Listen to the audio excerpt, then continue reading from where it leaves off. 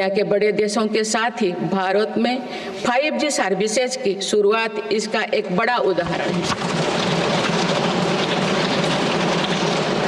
भारत की UPI technology की सफलता से दुनिया के कई विकसित देश भी प्रभावित हैं। आज 50% से ज़्यादा real time digital transaction Bharat में हो रहा है।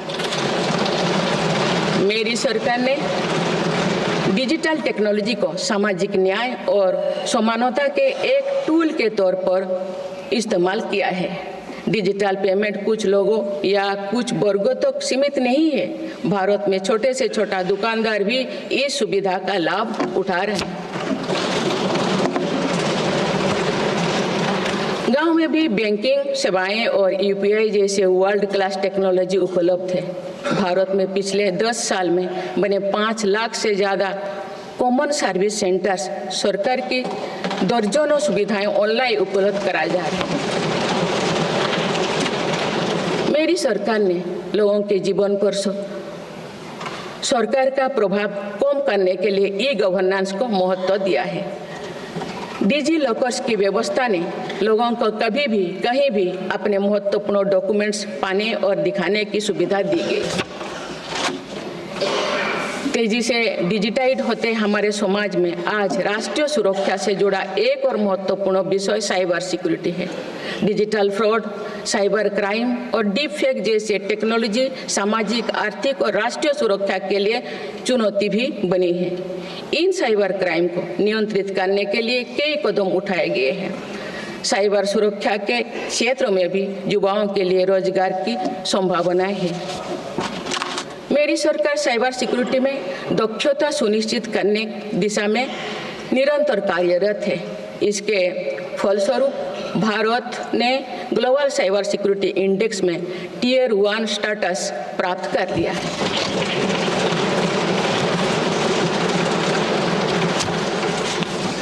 माननीय सदस्यगण, किसी भी देश का आधुनिक इंफ्रास्ट्रक्चर ने केवल उसके नागरिकों को एक बेहतर जीवन एवं देश को नई पहचान देता है, बल्कि देश को एक नया आत्मविश्वास भी देता है।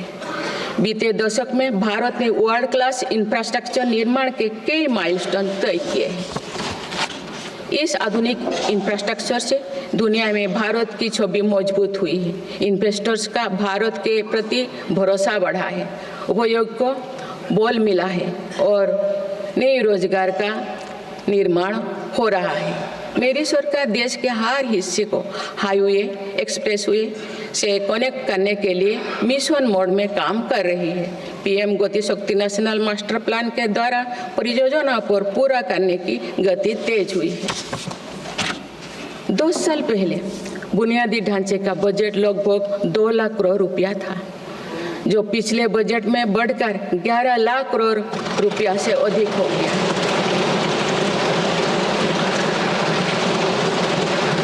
पिछले 1 दशक के काम को आगे ले जाते हुए पिछले 6 महीने में मेरी सरकार ने भविष्य के इंफ्रास्ट्रक्चर में रिकॉर्ड निवेश किया है। वाडवोन में भारत के पहले डीप वाटर मेगा पोर्ट की आधारशिला रखी गई है। 76,000 करोड़ की लागत से बनने वाला ये पोर्ट विश्व के शीर्ष 10 पोर्ट में से एक है। मुझे बताते हुए खुशी हो रही है कि उधमपुर श्रीनगर बारामूला रेल लिंक परियोजना पूरी हो गई है और अब देश कश्मीर से कन्याकुमारी तक रेलवे लाइन से जुड़ जाएगा। इस महत्वाकांक्षी परियोजना के तहत चेनाब ब्रिज का निर्माण हुआ है, जो विश्व का सबसे ऊंचा रेल ब्रिज है। साथ ही आंधी ब्रिज देश का पहला रेल केबल ब्रिज बना है। सिंकुन ला सुरंग पर काम भी सफलतापूर्वक आगे बढ़ रहा है। निकट भविष्य में पूरी होने पर यह विश्व की सबसे ऊंचा सुरंग होगा। इससे लद्दाख और हिमाचल प्रदेश के बीच 12मासी संपर्क बना रहेगा।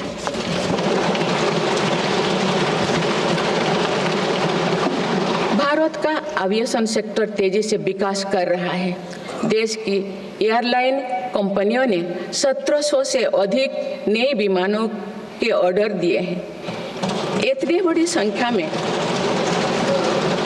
आने वाले विमानों के परिचालन के लिए हम एयरपोर्ट्स का विस्तार कर रहे हैं। पिछले एक दशक में देश के एयरपोर्ट्स की संख्या 2 गुनी हो गई।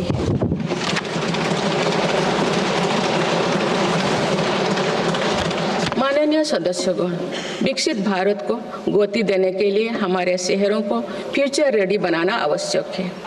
इस दिशा में मेरी सरकार ने शहरी सुविधाओं का आधुनिकीकरण कर उन्हें एनर्जी एफिशिएंट बनाने पर जोर दिया है। साथ ही नई शहरों के विकास के भी नींव रखी जा रही है। मेरी सरकार ने लगभग 28,000 करोड़ रुपया के निवेश से देश भर में 12 इंडस्ट्रियल नोड और शहरों के पास 100 औद्योगिक पार्क बनाने का भी निर्णय लिया है।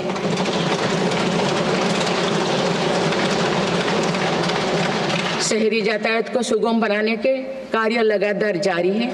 दिल्ली, पुणे, ठाणे और बेंगलुरु में मेट्रो प्रोजेक्ट्स और अहमदाबाद भुज रूट पर शुरू हुई नमो भारत रैपिड रेल सर्विसेज विकसित भारत के शहरों का स्वरूप है।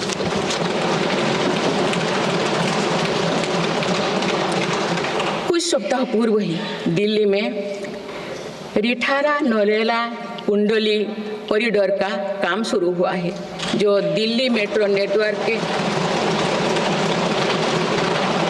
बड़े सेक्शन में से एक होगा। मेरी सरकार के निरंतर प्रयास से दिल्ली में मेट्रो टूर लगातार बढ़ रहा है।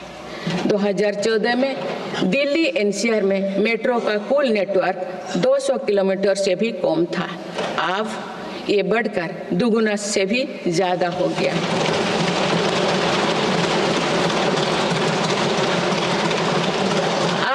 ये बताते हुए बेहद प्रसन्नता हो रही है कि भारत का मेट्रो नेटवर्क अब 1000 किलोमीटर के माइलस्टोन को पार कर चुका है।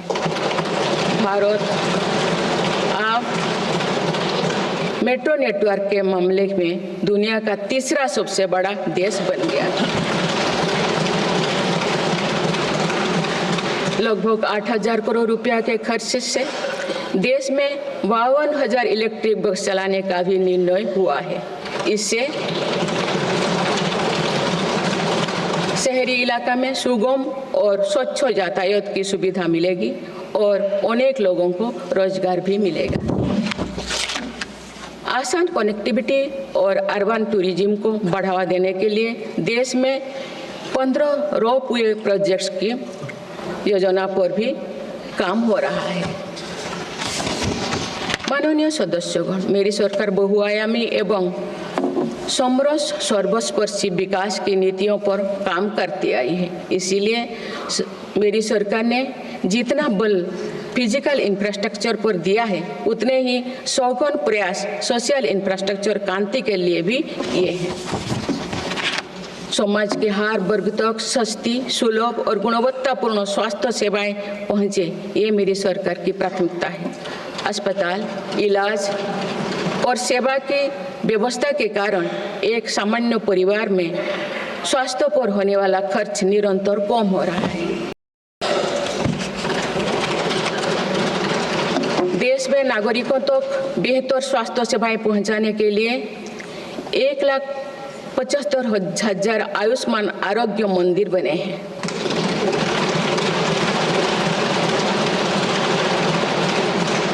देश में कैंसर मरीजों की बढ़ती संख्या और इलाज में होने वाले खर्च को देखते हुए अनेक कैंसर दवाओं को कस्टम ड्यूटी में से मुक्त कर दिया गया है।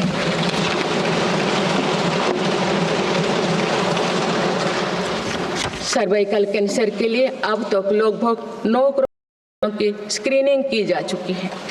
मेरी सरकार के प्रयास से दिमागी बुखार से लड़ने में देश को काफी सफलता मिली है।